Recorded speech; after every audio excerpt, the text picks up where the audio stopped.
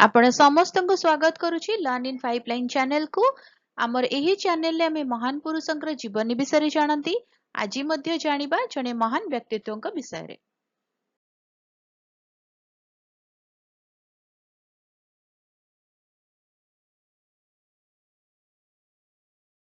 ଅଟଳ ବିହାରୀ ବାଜପେୟୀ ଭାରତର ସବୁଠାରୁ ସମ୍ମାନିତ ଏବଂ ପ୍ରଶଂସିତ ନେତାମାନଙ୍କ ମଧ୍ୟରୁ ଜଣେ ଥିଲେ, ଯିଏ ତାଙ୍କର ବକ୍ତୃତା, କବିତା, କୂଟନୀତି ଏବଂ ଦେଶ ପ୍ରତି ସମର୍ପଣ ପାଇଁ ଜଣାଶୁଣା ଥିଲେ। ଡିସେମ୍ବର 25, 1924ରେ ମଧ୍ୟପ୍ରଦେଶର ଗ୍ୱାଲିୟରରେ ଜନ୍ମଗ୍ରହଣ କରିଥିଲେ। ସେ ଏକ ମଧ୍ୟବିତ୍ତ ବ୍ରାହ୍ମଣ ପରିବାରରେ ବଢ଼ିଥିଲେ, ଯେଉଁମାନେ ଶିକ୍ଷା ଏବଂ ସଂସ୍କୃତିକୁ ମୂଲ୍ୟ ଦେଉଥିଲେ। ଛୋଟ ବୟସରୁ ବାଜପେୟୀ ସାଧାରଣ ଭାଷଣ ଏବଂ ସାହିତ୍ୟରେ ଆଗ୍ରହ ଦେଖାଇଥିଲେ। ସେ ରାଜନୀତି ବିଜ୍ଞାନରେ MA ସମାପ୍ତ କରିଥିଲେ ଏବଂ ହିନ୍ଦୀ କବିତା ପ୍ରତି ପ୍ରେମ ସହିତ ଜଣେ ଉତ୍କୃଷ୍ଟ ଛାତ୍ର ଥିଲେ। ସେ ରାଷ୍ଟ୍ରୀୟ ସ୍ୱୟଂସେବକ ସଂଘ RSS ସହିତ ତାଙ୍କ ରାଜନୈତିକ ଯାତ୍ରା ଆରମ୍ଭ କରିଥିଲେ ଏବଂ ପରେ ଭାରତୀୟ ଜନତା ପାର୍ଟି BJPର ରାଜନୈତିକ ପୂର୍ବବର୍ତ୍ତୀ ଭାରତୀୟ ଜନସଂଘର ପ୍ରତିଷ୍ଠାତା ସଦସ୍ୟ ହୋଇଥିଲେ। ସେ 1957ରେ ସଂସଦରେ ପ୍ରବେଶ କରିଥିଲେ ଏବଂ ଶୀଘ୍ର ତାଙ୍କର ବାକ୍ଶକ୍ତି, ବୁଦ୍ଧି ଏବଂ ଯୁକ୍ତିଯୁକ୍ତ ଯୁକ୍ତି ପାଇଁ ପ୍ରସିଦ୍ଧି ଅର୍ଜନ କରିଥିଲେ। ପଣ୍ଡିତ ଜବାହରଲାଲ ନେହେରୁ ଥରେ ମନ୍ତବ୍ୟ ଦେଇଥିଲେ ଯେ ବାଜପେୟୀ ଦିନେ ପ୍ରଧାନମନ୍ତ୍ରୀ ହେବେ। ସେ ପ୍ରକୃତରେ ଭବିଷ୍ୟବାଣୀବାଦୀ ଥିଲେ। ବାଜପେୟୀଙ୍କ ଭାଷଣ କେବଳ ରାଜନୈତିକ ଉପକରଣ ନଥିଲା, ବରଂ କଳାକୃତି ଥିଲା। ଶାନ୍ତ, କାବ୍ୟିକ ଏବଂ ଶକ୍ତିଶାଳୀ ହୃଦୟ ଏବଂ ମନ ଉଭୟକୁ ଆକର୍ଷିତ କରିଥିଲା। ସେ ଜଣେ ସଂସଦୀୟ ସଦସ୍ୟ ଭାବରେ ସେ ଉଭୟ ଗୃହରେ ସେବା କରିଥିଲେ ଏବଂ ସହଯୋଗୀ ଏବଂ ବିରୋଧୀଙ୍କ ବିଶ୍ୱାସ ଜିତିଥିଲେ। ବହୁମତ ଅଭାବରୁ ସେ 1996 ମସିହାରେ ପ୍ରଥମ ଥର ପାଇଁ ଭାରତର ପ୍ରଧାନମନ୍ତ୍ରୀ ହୋଇଥିଲେ, ଯଦିଓ ମାତ୍ର 13 ଦିନ ପାଇଁ।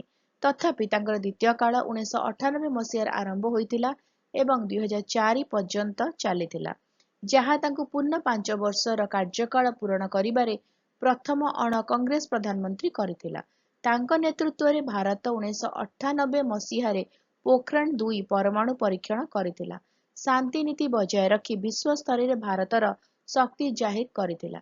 ସେ ପାକିସ୍ତାନ ସହିତ ଶାନ୍ତିକୁ ପ୍ରୋତ୍ସାହିତ କରିବା ପାଇଁ 1999 ମସିହାରେ ପ୍ରସିଦ୍ଧ ଲାହୋର ବସ୍ ଯାତ୍ରା ଆରମ୍ଭ କରିଥିଲେ, ଯାହା ଦର୍ଶାଇଥିଲା ଯେ ସେ ଜଣେ ରାଜନେତା ଥିଲେ ଯିଏ ସଂଘର୍ଷ ଉପରେ ଆଲୋଚନା ଚାହୁଁଥିଲେ।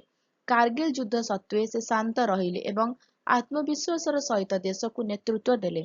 ଘରୋଇ ସ୍ତରରେ ସେ ଭାରତର ପ୍ରମୁଖ ସହରଗୁଡ଼ିକୁ ରାଜପଥ ମାଧ୍ୟମରେ ସଂଯୋଗ କରିବା ପାଇଁ ସ୍ୱର୍ଣ୍ଣ ଚତୁର୍ଭୁଜ ପରି ପ୍ରମୁଖ ଭିତ୍ତିଭୂମି ପ୍ରକଳ୍ପ ଆରମ୍ଭ କରିଥିଲେ। ସେ ଆର୍ଥିକ ସଂସ୍କାର, ଉଦାରୀକରଣ ଏବଂ ଆଧୁନିକୀକରଣ ପ୍ରତି ପ୍ରତିବଦ୍ଧ ଥିଲେ, ଯାହାଦ୍ୱାରା ଭାରତର ବିଶ୍ୱସ୍ତରୀୟ ଉତ୍ଥାନ ସୁନିଶ୍ଚିତ ହୋଇଥିଲା।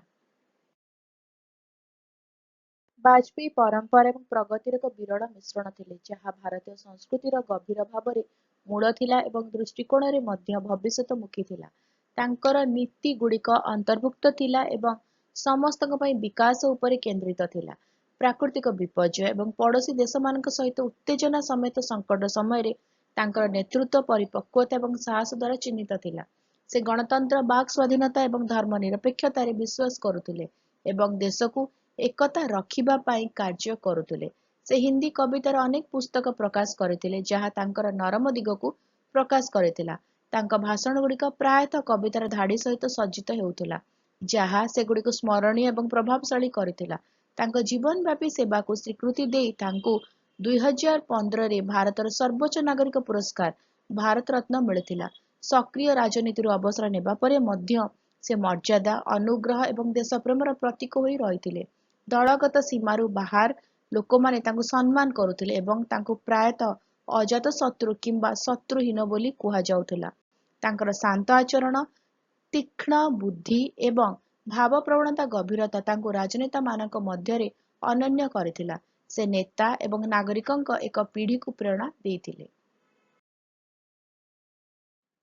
ଭାରତରେ ତାଙ୍କ ଜନ୍ମଦିନକୁ ସୁଶାସନ ଦିବସ ଭାବରେ ପାଳନ କରାଯାଏ, ଯାହା ଦକ୍ଷତା, ଦାୟିତ୍ୱ ଏବଂ ସାର୍ବଜନୀନ ସେବା ପ୍ରତି ତାଙ୍କର ପ୍ରତିବଦ୍ଧତାକୁ ଉଜ୍ଜ୍ୱଳ କରିଥାଏ।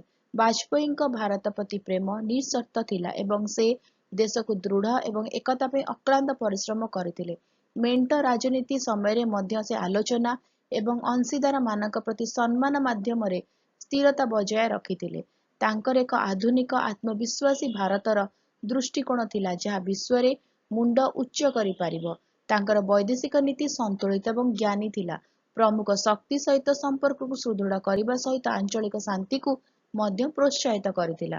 ସେ ସଶସ୍ତ୍ର ବାହିନୀର ଆଧୁନିକରଣ କରିଥିଲେ ଏବଂ ବୈଜ୍ଞାନିକ ଓ ପ୍ରଯୁକ୍ତି ବିଦ୍ୟା ନବସୃଜନକୁ ସମର୍ଥନ କରିଥିଲେ। ଶିକ୍ଷା, ଗ୍ରାମୀଣ ବିକାଶ ଏବଂ ଦାରିଦ୍ର୍ୟ ଦୂରୀକରଣ ତାଙ୍କ ଶାସନର ମୁଖ୍ୟ ଥିଲା।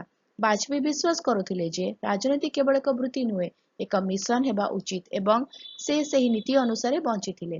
ସେ ସଚ୍ଚୋଟତାର ପକ୍ଷରେ ଠିଆ ହୋଇଥିଲେ ଏବଂ ତାଙ୍କ ସମାଲୋଚକମାନେ ମଧ୍ୟ ସ୍ୱୀକାର କରିଥିଲେ ଯେ ସେ ଅବିନାଶୀ ଏବଂ ସଚ୍ଚୋଟ ଥିଲେ।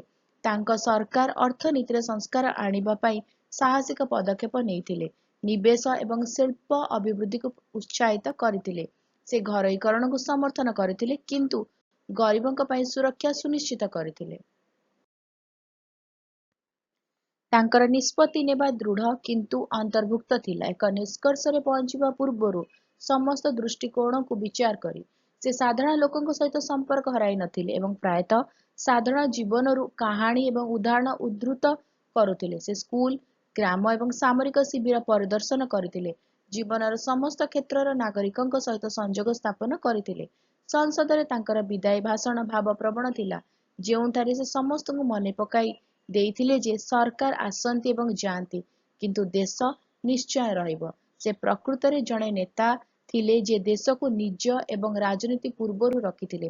ଲାଲ କୃଷ୍ଣ ଆଡବାନୀଙ୍କ ସହିତ ତାଙ୍କର ସମ୍ପର୍କ ପ୍ରସିଦ୍ଧ ଥିଲା ଏବଂ ସେମାନେ ଏକାଠି ବିଜେପିର ମୂଳଦୁଆ ନିର୍ମାଣ କରିଥିଲେ। ଆଦର୍ଶଗତ ଭାବରେ ଦୃଢ଼ ଥିଲେ କିନ୍ତୁ ସେ କଠୋର ନଥିଲେ ଏବଂ ସମୟ ସହିତ ଖାପ ଖୁଆଇବାରେ ବିଶ୍ୱାସ କରୁଥିଲେ। ତାଙ୍କ ମେଣ୍ଟ, ଜାତୀୟ ଗଣତାନ୍ତ୍ରିକ ମେଣ୍ଟ (ଏନଡିଏ) ଦେଖାଇଲା ଏକ ବିବିଧତା କିପରି ଏକ ଶକ୍ତି ହୋଇପାରେ। ସେ ଜାତୀୟ ବିକାଶ ପାଇଁ ବିଭିନ୍ନ ଚିନ୍ତାଧାରା ଥିବା ଦଳଗୁଡ଼ିକୁ ଏକାଠି କରିବାରେ ସଫଳ ହୋଇଥିଲେ। ପରବର୍ତ୍ତୀ ବର୍ଷଗୁଡ଼ିକରେ ତାଙ୍କ ସ୍ୱାସ୍ଥ୍ୟାବସ୍ଥା ହ୍ରାସ ପାଇଲା ଏବଂ 2018 ଅଗଷ୍ଟ 16 ତାରିଖରେ ବିଦାୟ ନେଲେ। ଜ୍ଞାନ, ନେତୃତ୍ୱ ଏବଂ ପ୍ରେମର ଏକ ଐତିହ୍ୟ ଛାଡ଼ିଗଲେ। ତାଙ୍କ ମୃତ୍ୟୁରେ ସମଗ୍ର ଦେଶ ଶୋକ ପ୍ରକାଶ କରିଥିଲା। ଲକ୍ଷ ଲକ୍ଷ ଲୋକ ତାଙ୍କୁ ଶ୍ରଦ୍ଧାଞ୍ଜଳି ଜଣାଇଥିଲେ।